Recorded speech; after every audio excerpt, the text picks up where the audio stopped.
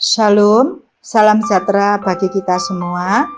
Bapak Ibu yang dikasihi Tuhan, berjumpa kembali dalam program Saat Teduh GKJW Jemaat Singosari. Saat Teduh pagi ini terambil dari Wahyu 18 ayat 1 sampai 4. Dan kami akan membacakan nasnya yang terambil dari Wahyu 18 ayat 4 yang berbunyi demikian.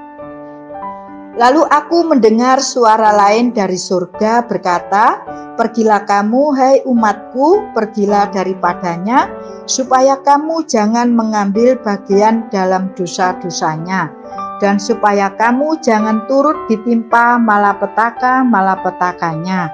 Amin. Saat teduh pada pagi hari ini kami beri judul, Pisahkan Diri dari Dunia. Bapak Ibu yang dikasihi Tuhan, kita perlu memisahkan diri kita dari sistem dunia yang tidak berkenan. Sekalipun kita masih hidup di dunia ini, jangan libatkan diri kita dengan hal-hal yang berlawanan dengan kehendak Tuhan. Karena dengan demikian kita menjadikan diri kita sebagai sasaran dari murkanya. Dalam pasal 18 dituliskan tentang kejatuhan dan kehancuran Babel. Ada dua tafsiran mengenai Babel ini. Yang pertama, Babel dipandang sebagai sebuah kota atau bangsa yang benar-benar ada, yang mewujudkan aspek-aspek berdosa dari kota yang digambarkan dalam pasal 18 ini. Walaupun kemungkinan besar pada kenyataannya nama Babel di sini hanya merupakan sebuah simbol, tapi secara fakta kota yang digambarkan di pasal 18 diyakini mempunyai wujud yang nyata.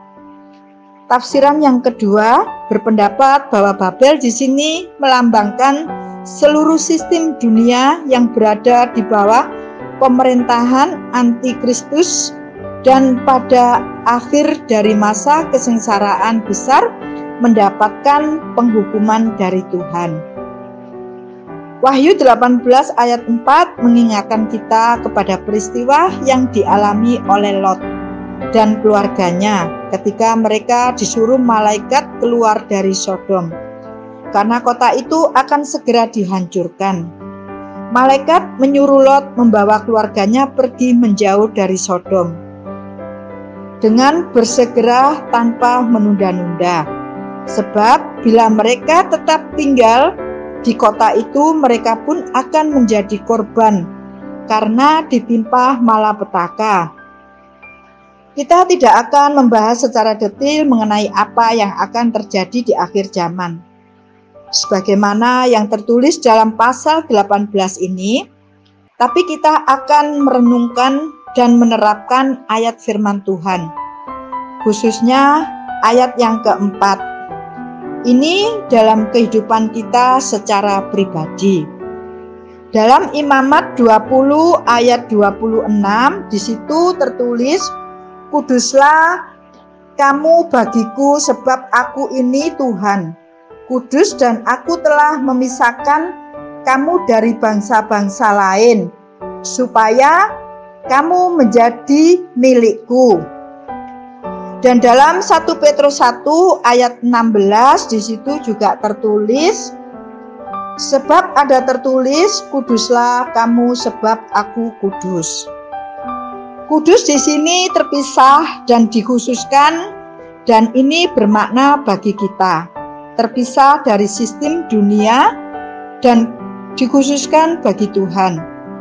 Mari kita ingat selalu Bapak Ibu untuk memisahkan diri kita dari segala sesuatu yang tak berkenan kepada Tuhan, agar kita tidak dihukum bersama-sama dengan dunia ini. Mari kuduskan diri kita bagi Tuhan, jangan kita terbawa dan terikat arus dunia ini, tapi kita harus menjadi terang dan garam yang menerangi kegelapan, serta memancarkan terang kasih. Mari tetap pegang teguh prinsip kebenaran firman Tuhan dan hidup taat melakukan kehendak-Nya. Amin. Tuhan Yesus memberkati kita semua.